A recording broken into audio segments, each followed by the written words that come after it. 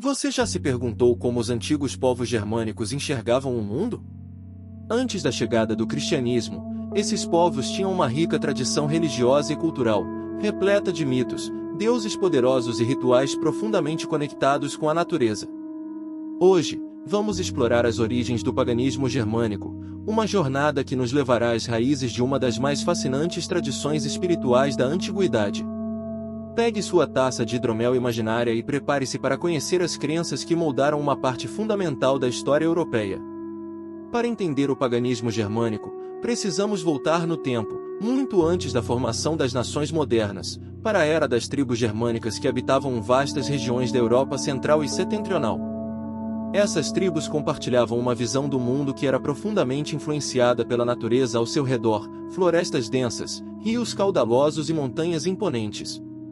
Naquela época, a religião não era apenas uma crença, ela era a própria forma de vida. No coração do paganismo germânico estava a ideia de que o mundo era permeado por forças sobrenaturais. A natureza não era apenas um pano de fundo, mas um elemento sagrado habitado por espíritos e entidades conhecidas como Vig, seres que podiam ser tanto benevolentes quanto perigosos. Essa conexão íntima com a natureza refletia a forma como os germânicos se viam, como parte integrante de um universo vivo e pulsante. Os deuses e deusas ocupavam um lugar central no paganismo germânico. Entre os mais conhecidos estavam Odin, o sábio e enigmático deus da guerra e da sabedoria, Thor, o protetor da humanidade com seu poderoso martelo, e Freya, a deusa do amor, da fertilidade e da magia. Esses deuses não eram entidades distantes e inalcançáveis, mas figuras que compartilhavam muitas características humanas, com qualidades e falhas. Isso tornava a relação com eles muito mais próxima e pessoal. Mas o paganismo germânico ia além do culto aos deuses. Ele também envolvia um complexo sistema de valores e crenças. Por exemplo, os germânicos acreditavam no conceito de linhas do destino, uma espécie de destino coletivo e individual que era tecido por Nornas, seres míticos que controlavam o passado, o presente e o futuro. No entanto, o destino não era algo fixo, as ações humanas poderiam influenciar a forma como ele se desdobrava. Isso reforçava a importância da coragem, da honra e da lealdade, e virtudes essenciais para esses povos. Os rituais também desempenhavam um papel fundamental. As tribos realizavam celebrações sazonais para honrar os deuses e garantir boas colheitas, vitórias em batalhas ou proteção contra forças hostis. Sacrifícios, tanto de animais quanto, em alguns casos, humanos, eram vistos como formas de fortalecer o vínculo com as divindades. Essas práticas, por mais distantes que pareçam da nossa realidade atual, eram expressões de devoção profunda e respeito pelo equilíbrio cósmico.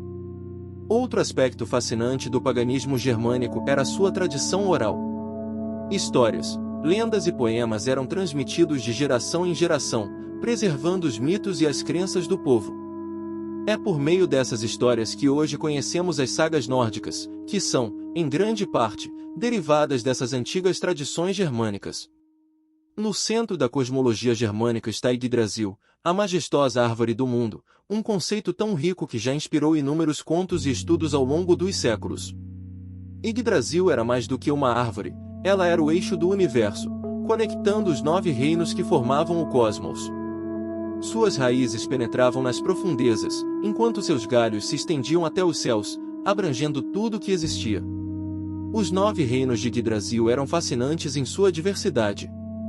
Em Asgard, moravam os Aesir, deuses como Odin e Thor, que lideravam batalhas e regiam o destino dos homens. Javanain era a morada dos Vanir, divindades ligadas à fertilidade e à prosperidade, como Freya e Freyr. Abaixo desses reinos celestiais, encontrávamos Midgard, o reino dos humanos, cercado por um vasto oceano guardado pela temível serpente Jormungandr. Mas nem tudo era luz e harmonia. Nas profundezas, Nephaim, o reino gelado, coexistia com Muspelheim, a terra do fogo eterno, lar de gigantes ardentes como Surtr, o temido portador do Ragnarok, o fim dos tempos. Entre esses reinos extremos, Helheim era o destino das almas que não morriam em batalha, governado por El, a sombria filha de Loki. Falando em Loki, como não mencionar esse personagem tão enigmático e imprevisível? Loki era o deus do caos, das trapaças e das mudanças. Amado por uns, odiado por outros, ele personificava o lado imprevisível da vida. Era ele quem frequentemente criava problemas para os deuses, mas também desempenhava um papel essencial nos eventos que culminariam no Ragnarok. E o que dizer do destino dos bravos guerreiros? Aqueles que morriam em combate eram levados pelas Valquírias a Valhalla, o imponente salão de Odin, onde passavam a eternidade se preparando para a batalha final do Ragnarok. Lá, os guerreiros festejavam e treinavam, enquanto aguardavam o chamado para lutar ao lado dos deuses. Era uma visão de vida após a morte que celebrava a coragem e a lealdade, valores essenciais para os germânicos. Mas a cosmologia germânica não era apenas sobre reinos e deuses, ela também envolvia um conceito profundo de equilíbrio e inevitabilidade. O Ragnarok, por exemplo, não era apenas o fim do mundo, era também um renascimento. Quando o fogo e a destruição consumissem tudo, uma nova terra surgiria, verde e fértil, pronta para um novo começo. Essa visão de destruição e renovação refletia a crença germânica na ciclicidade da vida. Além dos mitos e histórias épicas, o paganismo germânico também nos dá uma visão sobre como os germânicos enxergavam a ordem natural das coisas. Cada elemento do cosmos, cada deus, gigante humano, tinha seu papel no grande tecido da existência, simbolizado pela teia das Nornas, as fendeiras do destino. Era uma visão que mesclava admiração pelo cosmos e aceitação do destino. Para os povos germânicos, religião não era algo restrito a templos ou cerimônias, ela estava presente em todos os aspectos da vida. A espiritualidade permeava desde a forma como as comunidades eram organizadas até as decisões de guerra e paz. As aldeias germânicas, geralmente compostas por famílias extensas, eram unidas por laços de sangue e por um profundo senso de comunidade. Cada clã tinha suas próprias práticas e seus próprios deuses patronos, embora muitos cultuassem figuras centrais como Odin, Thor e Freya. Esses deuses não eram apenas adorados, mas vistos como protetores diretos das famílias e das terras. A devoção era uma questão de sobrevivência, já que acreditava-se que a negligência nos rituais poderia trazer má sorte, colheitas ruins ou derrotas em batalhas. Um dos elementos mais importantes do paganismo germânico era o Hof, um espaço comunitário onde eram realizados os rituais religiosos. Diferente de templos grandiosos como os das civilizações mediterrâneas, os Hofs eram locais simples, muitas vezes construídos em clareiras de florestas ou próximos a rios, reforçando a conexão sagrada com a natureza. Nesses espaços, a comunidade se reunia para celebrar eventos sazonais, pedir proteção aos deuses e realizar sacrifícios, tanto de animais como de oferendas de alimentos ou objetos de valor. Os rituais tinham um papel fundamental na manutenção da ordem social. Durante festividades como Yule, que marcava o solstício de inverno, as comunidades reforçavam seus laços, compartilhando alimentos e honrando os ancestrais. Esse respeito pelos mortos era central na cultura germânica. As sepulturas eram vistas como portais entre o mundo dos vivos e dos mortos, e as almas dos antepassados eram frequentemente invocadas para abençoar a terra ou oferecer sabedoria. Outro aspecto fascinante era o papel dos líderes religiosos. Entre os germânicos, os chefes tribais frequentemente acumulavam funções religiosas, atuando como intermediários entre os deuses e a comunidade. Contudo, havia também figuras especializadas, como os gotis, sacerdotes, que conduziam os rituais e interpretavam os sinais divinos. Além disso, havia as volvas, mulheres respeitadas por suas habilidades em magia e profecia. Essas figuras, muitas vezes temidas e reverenciadas, tinham grande influência na tomada de decisões e na interpretação de eventos naturais ou sociais. A relação com a guerra também estava profundamente enraizada na religião. Para os guerreiros germânicos, lutar era um ato sagrado. Eles acreditavam que sua bravura em combate determinaria seu destino após a morte. Essa crença moldava a sociedade de maneira prática. Os jovens eram educados desde cedo a valorizar a coragem e a lealdade, enquanto as mulheres desempenhavam papéis centrais na preservação das tradições e no fortalecimento espiritual da comunidade. Porém, o paganismo germânico não era apenas espiritualidade, ele era um sistema completo de valores. A honra, a palavra empenhada e a hospitalidade eram virtudes centrais que todos deveriam observar. Negligenciar esses princípios era visto como uma afronta não só aos homens, mas também aos deuses. Por exemplo, Um juramento feito diante de Thor ou Odin era considerado sagrado, e quebrá-lo poderia trazer desgraças tanto para o indivíduo quanto para sua família.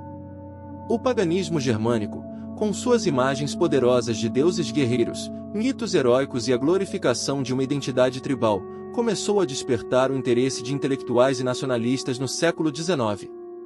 Esse período foi marcado pelo Romantismo, um movimento cultural que buscava exaltar as raízes e tradições dos povos europeus. Dentro desse contexto, os mitos germânicos, registrados em textos como o Edda poético e o Edda em prosa, se tornaram uma fonte de inspiração para escritores, artistas e, eventualmente, ideólogos políticos. O movimento pan-germânico surgiu no final do século XIX, promovendo a unificação cultural e política de todos os povos de origem germânica. Ele via os mitos e tradições pagãs como símbolos de uma identidade única e poderosa, anterior à influência do cristianismo e das culturas mediterrâneas. Para os pan-germânicos, resgatar essa herança significava reafirmar o que consideravam a grandeza perdida das tribos germânicas. Termos como sangue e solo, Blut und Boden, que exaltavam a conexão entre a pureza racial e a terra natal, começaram a ganhar força dentro dessa ideologia. No entanto, foi com a ascensão do nazismo na década de 1930 que essa conexão com o paganismo germânico assumiu contornos mais sombrios. O ditador e outros líderes nazistas reinterpretaram os mitos germânicos para justificar suas políticas de supremacia racial. Embora o líder pessoalmente não fosse um grande entusiasta do paganismo, o que há controvérsias, ele permitiu que figuras dentro do partido, como Heinrich Himmler, explorassem essa simbologia. Himmler, por exemplo, era obcecado pela mitologia germânica. Ele via os deuses como representações da essência ariana e acreditava que o cristianismo havia enfraquecido os germânicos ao impor valores como compaixão e humildade. Inspirado por tradições pagãs, Himmler transformou a SS em algo mais do que uma força militar. Ele tentou criar uma ordem quase religiosa, com rituais baseados em antigos costumes germânicos e uma estética fortemente influenciada por símbolos nórdicos, como a runa. A própria ideia de Valhalla, o grande salão dos guerreiros mortos, foi usada para romantizar o sacrifício em nome do Reich. Os soldados da SS eram doutrinados a se enxergar como herdeiros de guerreiros germânicos ancestrais, lutando por uma causa divina. Essa manipulação da história e da espiritualidade ajudou a construir a narrativa de uma luta épica pela sobrevivência da raça ariana. Ao mesmo tempo, o nazismo distorceu conceitos como Ragnarok para justificar sua visão de destruição e renascimento. Assim como o mundo deveria ser purificado pelo fogo no fim dos tempos na mitologia germânica, o Terceiro Reich propagava a ideia de que a guerra e o sacrifício eram necessários para criar uma nova ordem. A complexidade e o simbolismo espiritual do paganismo foram reduzidos a ferramentas de propaganda, e elementos importantes, como a diversidade de tribos e suas culturas, foram ignorados em favor de uma narrativa simplista e racializada. O movimento pan-germânico, que floresceu no século XIX, foi impulsionado pela busca de um ideal de unidade entre os povos de origem germânica. Esse movimento focava principalmente na unificação política e cultural dos povos germânicos da Europa, mas, ao longo do tempo, algumas de suas ideias começaram a tomar rumos mais radicais, com ênfase na pureza étnica e racial. No coração dessas ideias estava o conceito de arianismo. O termo ariano inicialmente foi usado no contexto linguístico para descrever os povos que falavam línguas indo-europeias, mas, no final do século XIX, essa definição se distorceu completamente. Filósofos e racistas da época passaram a usar o termo para definir uma raça superior, associada principalmente aos povos germânicos e nórdicos. A ideia de que os germânicos, especialmente os nórdicos, eram os descendentes de uma raça superior acabou sendo alimentada e promovida por muitos intelectuais nacionalistas, que viam o cristianismo como um fator de enfraquecimento da pureza racial dos povos germânicos. Esse conceito de superioridade racial ganhou força com o tempo e se entrelaçou com o movimento pan-germânico. O pan-germanismo, que originalmente buscava a união cultural dos povos germânicos, acabou sendo usado como uma justificativa para a criação de uma Alemanha unificada com base em uma ideia de pureza racial, em que qualquer ser humano que não fosse visto como parte dessa raça superior era considerado inferior ou até mesmo uma ameaça para a nação. A propaganda desse ideal se espalhou rapidamente por toda a Alemanha, culminando na visão de que o destino do povo alemão era conquistar a supremacia racial e expandir seus domínios. Esse ideal de pureza racial, alimentado por conceitos de raça e arianismo, encontrou um terreno fértil nos primeiros anos do século XX. Foi nesse período que o nacionalismo germânico começou a se combinar com uma visão de mundo racista, criando as bases ideológicas que mais tarde seriam absorvidas pelo regime nazista. Durante os anos de Weimar, de 1919 a 1933, muitos intelectuais e movimentos nacionalistas estavam imersos em ideologias de superioridade ariana, e o movimento pan-germânico influenciou as ideias de um retorno ao passado glorioso dos antigos germânicos, com sua pureza racial e suas tradições. O regime nazista, sob seu líder, fez uma adaptação drástica dessas ideias. O ariano passou a ser simbolizado como um indivíduo de características físicas específicas, cabelos loiros, olhos azuis e uma aparência nórdica. Esse conceito racista de arianismo foi propagado com um fervor quase religioso durante os anos do regime nazista, sendo utilizado como justificativa para a criação de um Estado puro, livre de influências externas e de qualquer grupo considerado inferior, como judeus, ciganos, eslavos e outros. O movimento pan-germânico, que inicialmente lutava pela unificação dos povos germânicos em torno de uma identidade cultural comum, foi distorcido pelo nazismo para servir a ideia de uma identidade racial pura, na qual a grandeza da Alemanha seria restaurada e expandida à custa da destruição de outras culturas e povos. Essa ideologia levou diretamente à tragédia no século XX, onde milhões de judeus e outras minorias perderam a vida em nome da pureza racial. Essa apropriação deixou marcas duradouras. Após a Segunda Guerra Mundial, o uso de símbolos germânicos, como as runas e o martelo de Thor, passou a ser associado ao extremismo, o que ainda gera controvérsia. O movimento pan-germânico e a ideologia do arianismo tiveram um impacto duradouro e trágico na história da Alemanha. O desejo de um povo puro, fundamentado em uma distorção das antigas crenças germânicas, acabou sendo manipulado e transformado em uma arma ideológica, usada para justificar uma das maiores tragédias da humanidade. Não se esqueça de curtir o vídeo, se inscrever no canal e ativar o sininho para receber notificações de novos conteúdos. Deixe seu comentário e sugestões de temas para vídeos. Até mais!